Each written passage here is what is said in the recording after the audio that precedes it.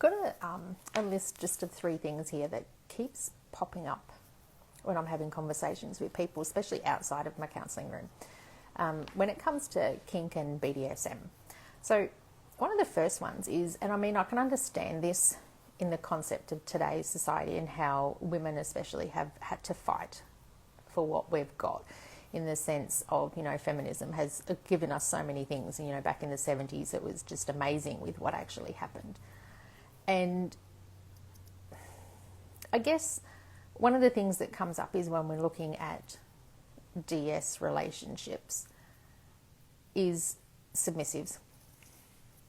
Now, submissives are not good for feminism because of the patriarchy, because in the traditional sense of a DS relationship, we have males as the dominants and females are usually submissive. So I get where that comes from.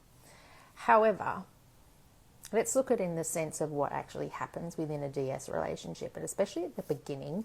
And, and it goes on too, because there are negotiations. So you have negotiations at the start.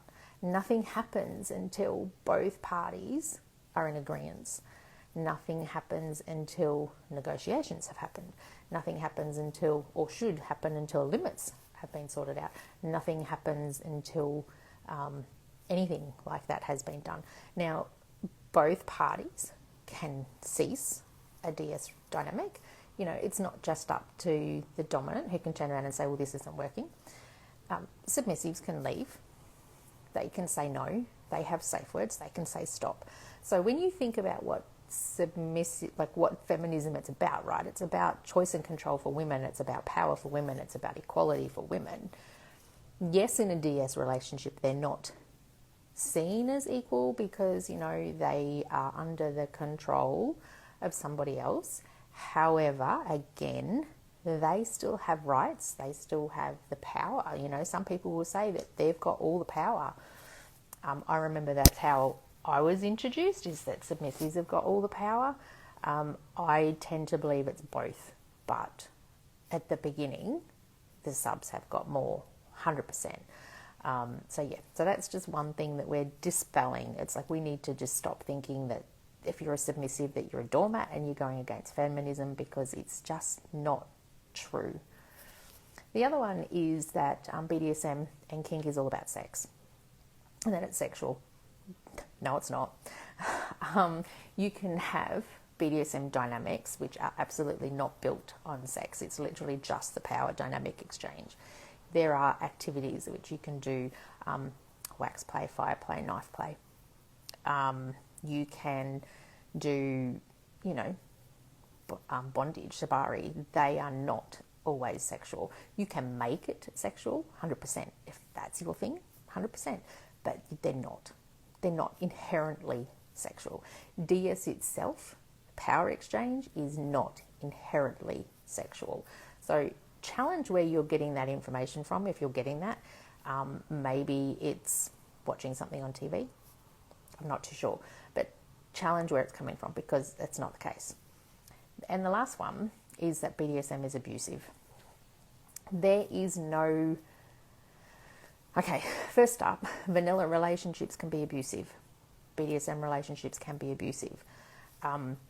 The line for kink and BDSM is that it's negotiated consent, which should happen within vanilla relationships. It just probably doesn't happen as much as what it should, because it's just sort of like glossed over, whereas a lot of your DS dynamics have got contracts or they've got negotiations, which has got expectations. Vanilla relationships don't normally have that. So, when you think about Sheldon and Amy off Big Bang, and he has contracts for their relationship, it's pretty much the same sort of thing, but they don't go into that much detail unless you want to. But inherently, they're not abusive. Again, because it comes down to informed consent, which is the pillar of what DS is. Now, as I said, it can be abusive. They can be the line, and safe words can be broken and everything like that.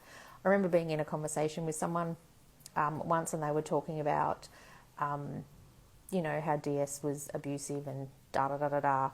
And I sort of said, and I said, oh, well, the thing is, if it's, you know, if you're in a DS relationship and you actually turned around and you put, you actually turned around and you said, oh, look, I'm going to use a safe word and say stop.